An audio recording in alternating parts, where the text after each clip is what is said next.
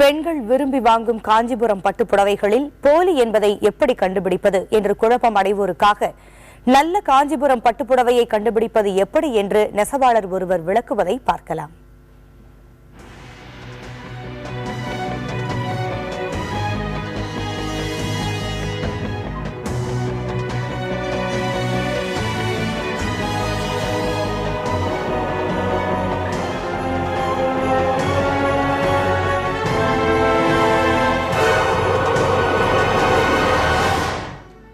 காஞ்சிபுரம் பட்டு புடவைன்றது வந்து சேலையில் வரக்கூடிய முடியை பார்த்து தெரிஞ்சுக்கணும். காஞ்சிபுரம் பட்டு சேலையில் இது மாதிரி முடி போடுறதுக்கு காஞ்சிபுரம் பட்டு சேலையில் ஒண்டி தான் போடுவாங்க, மற்ற எந்த சேலையிலுமே போட மாட்டாங்க.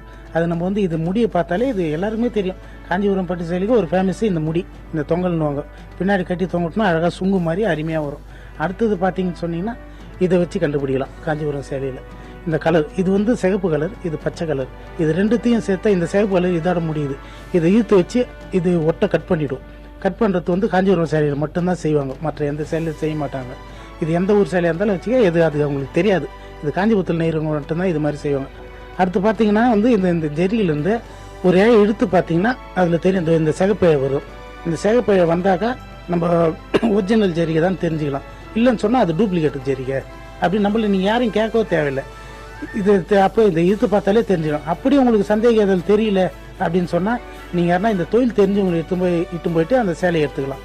இல்லை அவங்களுக்கு அப்படியும் வேறு யாருன்னு தெரியலன்னு சொன்னால் சேலையை எடுத்து கடையிலேயே சொல்லிடலாம், நம்ம எடுக்க சொல்லிடலாம்.